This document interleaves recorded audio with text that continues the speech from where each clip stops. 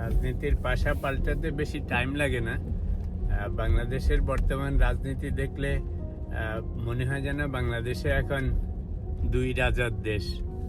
কিছুদিন আগ পর্যন্ত আপনাদের মনে আছে যে ইলেকশন হবে কি হবে না, আনসার্টেনটি। তারপরে ডক্টর ইউনূস, ওয়াকারুজ্জামান, তারপরে এনসিপির নেতারা, নানা রকমের লোকজন, কত সবাই বড় বড় কথা, নানা রকমের জিনিস চলতেছিল। মজার ব্যাপার হচ্ছে যখন থেকে তারেক রহমান দেশে এসছে, তো সাথে সাথে পুরা রাজনীতির পাশা পাল্টে গেছে, রাইট? তারেক রহমান যেভাবে আসছে মনে হচ্ছে দ্বিতীয় রাজা দেশে এসছে, এবং সবচেয়ে বড় কথা হচ্ছে দ্বিতীয় রাজা এসে মনে হচ্ছে এখন দ্বিতীয় রাজাই প্রথম রাজা হয়ে গেছে। এখন দেখেন দেশে জামাত বলেন, এনসিপি বলেন, আমাদের ওয়াকার বাবাজি বলেন, বিএনপির বাগা বাগা নেতাদের কথা বলেন, এখন আর কেউ মানে কোনো কিছু নিয়ে বড় বড় কথা বলতেছে না। এখন মনে হচ্ছে যে প্রধানমন্ত্রী অলরেডি সেট এবং প্রধানমন্ত্রী দেশে এসে গেছে। এখন সবাই কেমন করে তারেক রহমানের আশেপাশে ঘুরঘুর করবে, তারেক রহমানের সাথে কেমন করে সম্পর্ক প্রতিষ্ঠা করবে, সেটার চেষ্টা এখন সব ব্যস্ত। তারপরে ডক্টর ইউনূস কিংবা ওয়াকারুজ্জামানেরও এখন আর বড় বড় কথা নেই। তো দেখেন রাজনীতির পাশা পাল্টাতে কিন্তু বেশি দিন লাগে না। ক্ষমতাশালীরা যখন ক্ষমতায় থাকে তখন মনে হয় এই ক্ষমতা যেন চিরস্থায়ী হবে, যেটা আমাদের হাসিনা বেগম মনে করেছিল, এর আগে মইনিউরা মনে করেছিল, ফখরুদ্দিন মইনিউ আহমেদ। তো সবাই দেখেন কি একটা বোঝবাজির মতো সব পাল্টে যায়। এখন এটা কি বাংলাদেশে মানুষের জন্য হয় না নেতাদের জন্য হয়? কয়দিন আগে দেখেন তারেক রহমানের আসার আগ মুহূর্ত পর্যন্ত নানা রকমের আনসার্টেনটি ছিল না?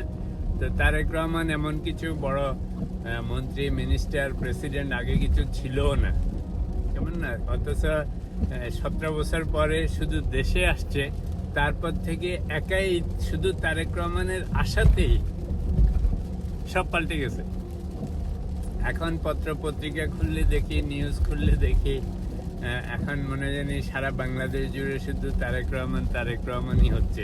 বিএনপির আগে কত রকমের ডিসপিউট ছিল, কত কিছু ছিল, এক একজন এক এক কথা বলতো। এখন দেখেন সব এভরিবডি ফেল ইন লাইন, কোনো রকমের কোনো ডিসপিউট নেই, কিছু নেই, যা তারেক রহমান সাহেব বলতেছে। তারেক রহমান ও ক্ষমতা মানুষকে দেখেন কেমন করে চেঞ্জ করে। কয়েকদিন আগ পর্যন্ত তারেক রহমানকে এত শক্ত সমর্থ মনে হতো না।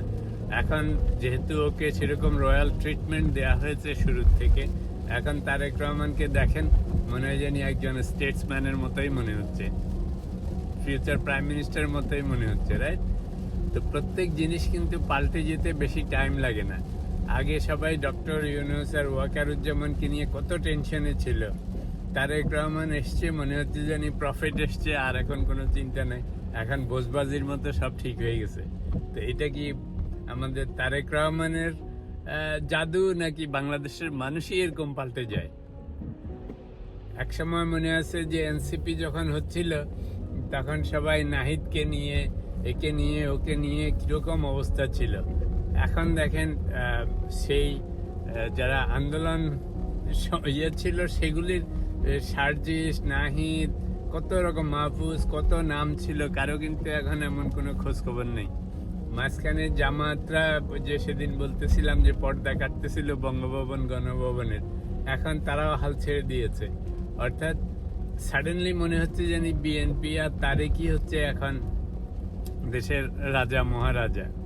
তা আমি ওই এক দেশের দুই রাজা বলেছি এই জন্য যে একজন হচ্ছে রিয়েল রাজা ডক্টর ইউনূস, আর আরেকজন হচ্ছে জনগণের রাজা আমাদের তারেক রহমান। যেখানে যাচ্ছে, যেভাবে যাচ্ছে, সব চলনে বলনে ট্রিটমেন্টে মনে হচ্ছে না যে ও রাজার চেয়েও বড় রাজা। তা আমাদের এটা একটা মজার জিনিস হচ্ছে যে আমাদের বাংলাদেশিদের বা বাঙালি জাতির আমরা একটু, আমি আরেকদিনে বলেছিলাম, আমরা একটু ইমোশনাল জাতি হিসেবে। যে কোনো জিনিসে আমরা চট করে ভুলে যাই, কাউকে উঠাতেও আমরা টাইম নেই না, ফেলতেও টাইম নেই না। তো যাই হোক, এটাও খারাপ না, জাতি হিসাবে আমরা সবসময় ইমোশনাল ছিলাম। এবং এই জন্যই বড় বড় রাজা মহারাজারাও বাংলাদেশে খুব বেশি সুবিধা করতে পারে নাই। হাসিনারা পারে নাই সেই আমলে, মইনিউ ফখরুদ্দিনরা পারে নাই এই আমলে, ওয়াকাররাও নানা রকম ফন্দি ফিকির করেছিল। এখন দেখেন সব বিড়ালের গর্তে ঢুকে গেছে। এখন মনে হচ্ছে জানি সব সেটেলড হয়ে গেছে। তারেক রহমান দেশে আসছে, ওকে নিয়েই এখন সবাই ফুর্তি করতেছে এবং ধরেই নিয়েছে যেন বিএনপি এবং Tarique Rahman already in the power. Anyways, good thing is যে একটা আনসার্টেনটি গেছে, একটা সেটেলমেন্টে এসছে। এখন দেশে ইলেকশন হবে, নূতন গভর্নমেন্ট হবে, গণতন্ত্র ফেরত আসবে। তবে আশার আলো হচ্ছে, আমি পার্সোনালি কোনো দল বা কোনো নেতাকে নিয়ে বেশি আগ্রহী না, সবসময় অবজেক্টিভ অ্যাসেসমেন্ট করি নিরপেক্ষভাবে। তা আমার কাছে এখন মনে হচ্ছে যে আগে যে তারেক রহমানকে দেখেছিলাম সেই তুলনায় এইবার যে তারেক রহমানকে দেখা যাচ্ছে এখন মনে হচ্ছে there is a gulf of difference.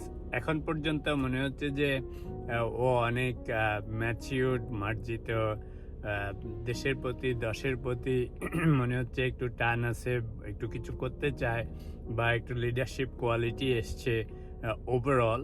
তা আমার মনে হচ্ছে যে, এবং ওকে মানাচ্ছে এখন, খেয়াল করে দেখেন সব জায়গায় যাচ্ছে মনে হচ্ছে he is the leader, he is the prime minister or he is the potential prime minister, he looks like that, right? তো that's a good thing.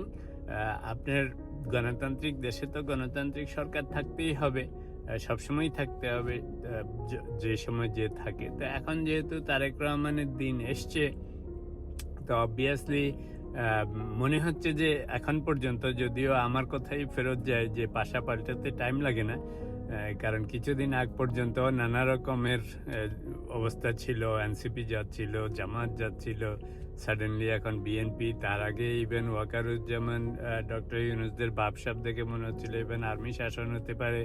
So রাজনৈতিক পাশা পাল্টাতে বেশি টাইম লাগে না, বাট এখনকার পাশা খেলা হচ্ছে যে এখন Tarique Rahman is the new Pasha.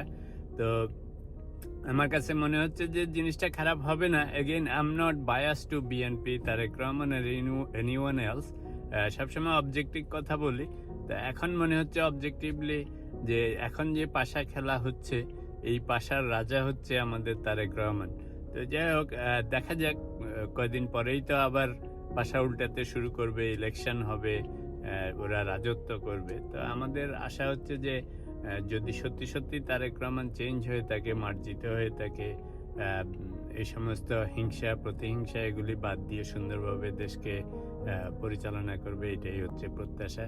R doctor ইউনূসরা যেন সুন্দরভাবে প্রস্থান করতে পারেন, ওই মইনিউ ফখরুদ্দিনদের মতো যেন বিদেশে যা পালায় থাকতে না হয়। বাংলাদেশের সবচেয়ে আনফর্চুনেট জিনিস হচ্ছে অতীত গভর্নমেন্টের কেউই একটু শান্তিমতো থাকতে পারে না। পরের গভর্নমেন্ট কোনো সময় নতুন গভর্নমেন্টকে শান্তিতে থাকতে দেয় না। এটা খুবই আনফর্চুনেট, খুবই খারাপ জিনিস যে গভর্নমেন্টের মেয়াদ শেষ, তারা রিটায়ার করবে, তারা তাদের শান্তিমতো দিন যাপন করবে, তা না। পরের গভর্নমেন্ট এসেই ওদেরকে হামলা মামলা শুরু করে দেয়, এরাও আন্দোলন শুরু করে দেয়। That's a bad practice for গণতন্ত্র।